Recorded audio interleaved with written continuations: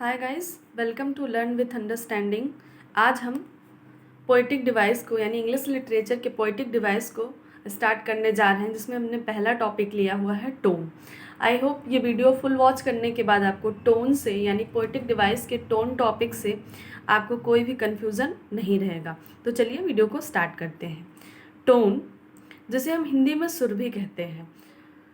In literature, tone is simply put the attitude that a character or narrator or author takes towards a given subjects। यानी English literature में tone क्या है? Simply एक ऐसा attitude है जिसे किसी सब्जेक्ट के प्रति जब अपना एटीट्यूड निकाला जाता है, यानी कोई नैरेटर है या कोई अर्थर है जिस एटीट्यूड में उस टॉपिक पे बात कर रहा है, यानी उस सब्जेक्ट पे जिस एटीट्यूड में वो बोल रहा है, उसे हम टोन कहते हैं। टोन के एग्जाम्पल मतलब किन किन चीज़ों को हम टोन कह सकते हैं, किन किन एटीट्यूड्स को हम टोन कह सकते हैं, तो आइए उसे एग्जाम्पल देखते हैं उसको।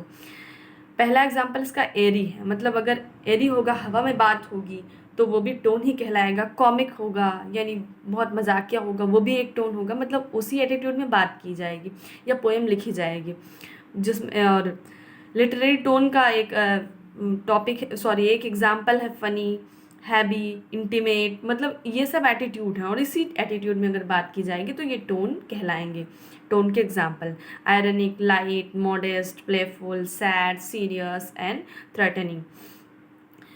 तो अगर हम टोन को सिंपल भाषा में समझे तो जिस एटीट्यूड में पोएम लिखी जा रही है या जिस एटीट्यूड में बात की जाती है उसे टोन कहते हैं। तो यहाँ पे पोएटिक डिवाइस की बात चल रही है, इसीलिए हम यूँ कहेंगे कि पोएम जो है जिस एटीट्यूड में लिखी जाएगी उसे हम टोन कहते हैं। तो आइए हम टोन के कैटेगरीज देखते हैं, जिसमें जनरली टोन की 3 कैटेगरीज हम देखते हैं और जानते भी हैं, जिसमें पहली कैटेगरी है पॉजिटिव टोन, दूसरी है नेगेटिव और तीसरी है न्यूट्रल।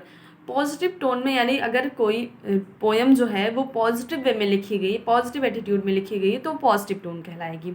अब इसके एग्जांपल देखें, अगर उस पोएम में क्यूरोसिटी होगी यानी क्यूरियस पोएम होगा, ईगर होगा, चेयरफुल होगा, एनर्जेटिक होगा, ह्यूमरस होगा, एंथुसियास्टिक होगा, तो वो सब पॉजिटिव टोन कहलाएगी। और वैसे ही इसका दूसरा कैटेगरी है नेगेटिव, यानी जब अगर हमारा एटीट्यूड पोएम का नेगेटिव वे में कह रहा है तो वहाँ पे जो है वो नेगेटिव टोन कहलाएगी। इसमें क्रिटिकल रहेगा, डाउटफुल, एनॉक्सियस, सार्कास्टिक, वेक्स्ड और एनवियस। मतलब कि जिसमें हमें नेगेटिव एटीट्यूड दिखाई देगा वो हमारा नेगेटिव टोन कहलाएगा। और तीसरा कैटेगरी है न्यूट्रल, मतलब जो ना पॉजिटिव एटीट्यूड में बात की जा रही हो, जब ना नेगेटिव एटीट्यूड में बात की जा रही हो, तो वो हमारा जो टोन है वो न्यूट्रल कहलाएगा। मतलब जो सामान्य सा है, जिसमें इन्फॉर्मेटिव कोई सूचना दी जाएगी, नॉलेजेबल होगा, एल्यूसिव होगा, फैक्चुअल होगा, फॉर्मल होगा, रिजाइंड होगा, तो वो सब जो है हमारा न्यूट्रल कहलाएगा। मतलब जो ना पॉजिटिव वे में बात की जाए और ना ही नेगेटिव वे में बात की जाए, केवल न्यूट्रल हो, मतलब सामान्य हो।